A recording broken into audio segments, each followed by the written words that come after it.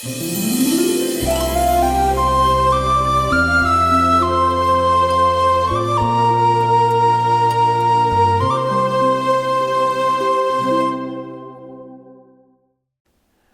प्रार्थना करते हैं। प्रभु, एक बार और हम एकत्रित हुए हैं आपके वचनों को सुनने के लिए, आपके वचनों की गहराई समझने के लिए, आपके वचनों को अपने जीवन में धारण करने के लिए, आपके वचनों के संदेश को हम स्वीकार कर सके, अपना सके और जीवन में उतार सके, ये प्रार्थना हम करते हैं यीशु मसीह के नाम पर। Hallelujah, hallelujah, hallelujah. मेरे भाई, पहली बार लूकस का सुसमाचार अध्याय 17 वचन 32 को मैंने पढ़ा। मुझे पढ़कर अच्छा भी लगा और मुझे पढ़कर हैरानी भी हुई। बाइबल में लिखा, यीशु ने कहा कि आप लोट की पत्नी की याद करो। पहली बार मैंने यीशु को किसी की पत्नी की याद दिलाते हुए देखा और सुना है। तो जब पहली बार इस लाइन को मैंने पढ़ा, मैंने सोचा प्रभु क्या कहना चाहते हैं। मेरे भाई और मेरी बहन, अगर लोट की पत्नी को आप जानना चाहते हैं तो आपको उत्पत्ति ग्रंथ अध्याय 19 वचन 17 को पढ़ना चाहिए। वहां पर लिखा हुआ है, यह सोदोम और गोमोरा वो देश है जहां के लोगों के गुनाहों की वजह से ईश्वर का प्रकोप उनके ऊपर पड़ने वाला था। गंधक और आग उनके ऊपर बरसने वाली थी। लेकिन इब्राहिम के भतीजा होने के वजह से लोट और उनकी पत्नी और दोनों बेटियों को वहां से बचाया जाता है और स्वर्गदूत उनका हाथ पकड़कर उनको नगर से बाहर लेकर आते हैं। उत्पत्ति अध्याय 19 वचन 17 में लिखा है, स्वर्गदूत लोट और उनके परिवार से कहते हैं, अपने जान बचाकर भाग जाइए और कहीं ना रुकिए और पीछे मुड़ के मत देखना। लोट भागा, उनकी दोनों बेटियां भागी, उनकी पत्नी भी भागी। लेकिन भागते भागते लोट की पत्नी खड़ी हो गई और पीछे मुड़ के देख लिया और उसी समय वो नमक का खंबा बन गई। उनसे बोला गया था पीछे मुड़ के मत देखना। जब यीशु आपसे कहते हैं लोट की पत्नी की याद करो, तो यीशु हमसे ये कहना चाहते हैं, बेटा पीछे मुड़ के मत देखना, क्योंकि पीछे मुड़ने से हमारे लिए एक तकलीफ खड़ी हो सकती है। मेरे भाई और मेरी बहन, आप तो इस बात से सहमत होंगे, कुछ हमारी यादें हमें परेशान करती है, कुछ यादें बड़ी कड़वी होती है, कुछ यादें हमें कुरेदती है, कुछ यादें हमें तोड़ती है, कुछ यादें हमें मरोड़ती है, कुछ यादें हमारा गला घोट देती है और कुछ यादें हमें आगे बढ़ने से रोक देती है और कुछ यादें हमारा जीना हराम कर देती है। इसलिए यीशु हमसे ये उम्मीद करते हैं, बेटा पीछे मुड़ के मत देखना, क्योंकि अगर मुड़ मुड़ के देखोगे तो तुम्हारा आगे बढ़ना नामुमकिन हो जाता है। मेरे भाई, आखिर धरती पर ऐसा कौन हो सकता है जिन्होंने कभी धक्के ना खाए हों? ऐसा कौन हो सकता है जिन्होंने कभी चोट ना खाई हो? ऐसा कौन हो सकता है जिनको जीवन में आंसू ना बहाने पड़े हों? ऐसा कौन हो सकता है जिनकी निंदा ना की गई हो? ऐसा कौन हो सकता है जिनको दूसरों से तिरस्कार अनुभव नहीं करना पड़ा हो? सबके जीवन में कुछ ना कुछ अनर्थ और कुछ ना कुछ गलत तो ज़रूर हुआ होगा।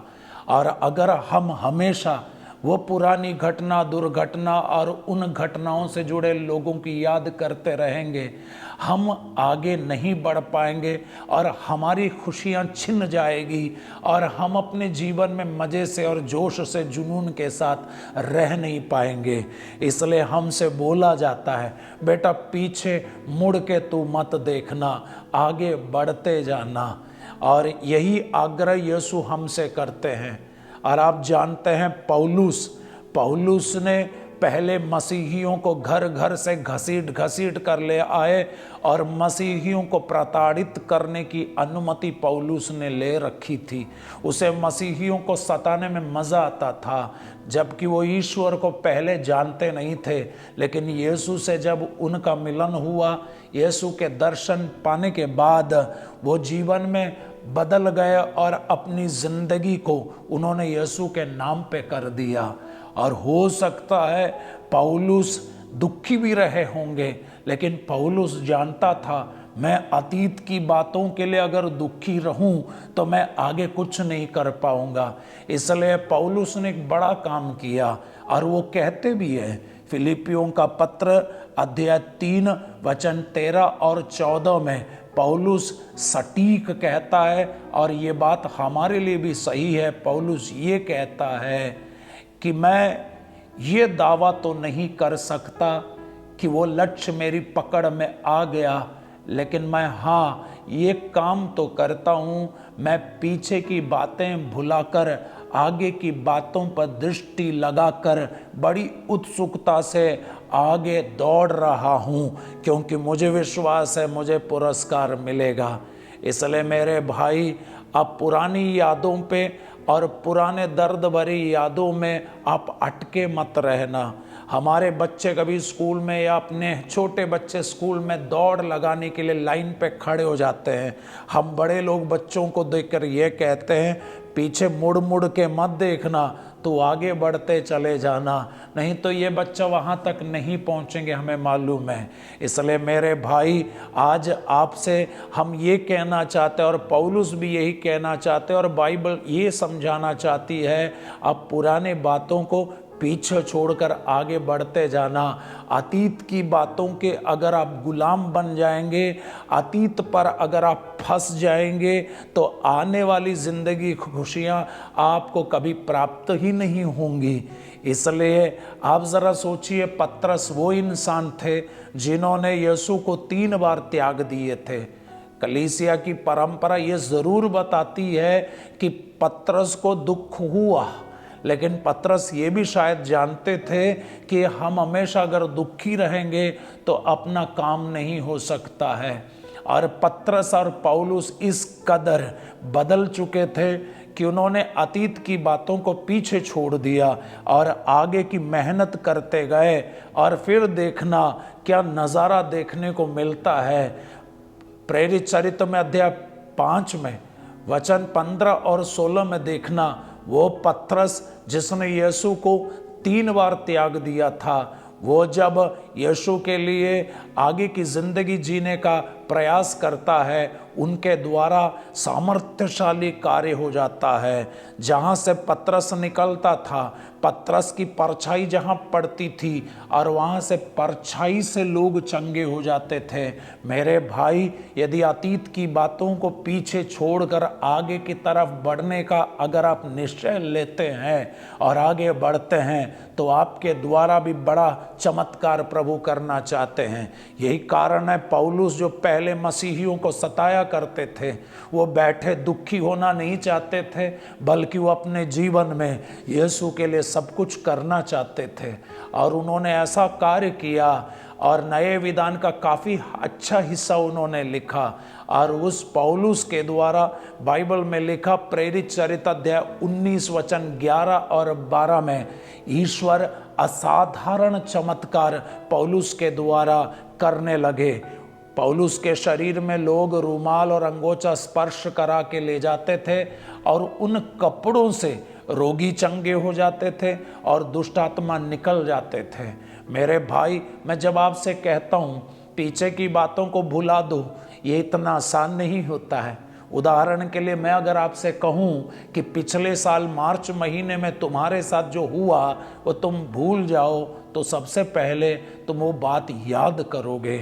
तो जब बाइबल की प्रेरणा तुम्हारे लिए ये है कि भूल जाओ, तो क्या मतलब है? मतलब ये है कि पुरानी जिन घटना और दुर्घटनाओं से जुड़े लोगों की याद जब आपको आती है और उन यादों से आज भी आप अंदर अंदर टूटते हैं और उन यादों से आज भी आप रोते हैं, तो आपके लिए ये संदेश है, और संदेश ये है कि उनके लिए एक बार दुआ करो और उन्हें प्रभु के हाथों छोड़ दो। और ईसायास के ग्रंथ 43:18-19 में जो लिखा है, पिछली बातें भुला दो, पुरानी बातें जाने दो। भूलना हम इंसानों के वश की बात नहीं है।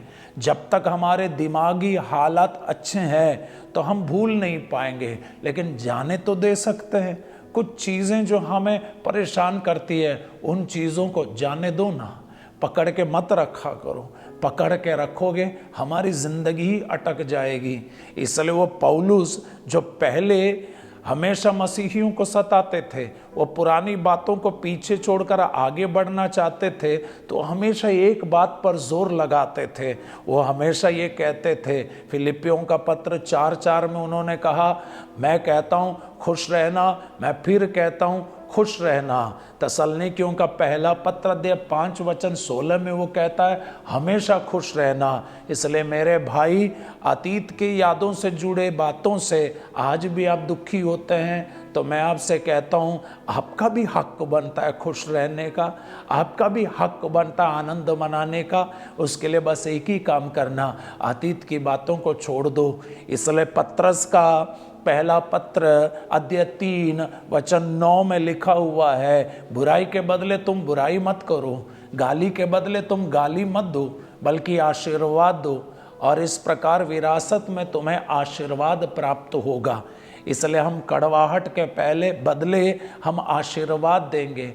एफेसियों का पत्र अध्याय 4:31 और 32 पढ़ के देखना कभी। वहाँ लिखा है, तेरे अंदर हर प्रकार की कटुता और उत्तेजना और वो कड़वाहट तुम अंदर से निकाल दो।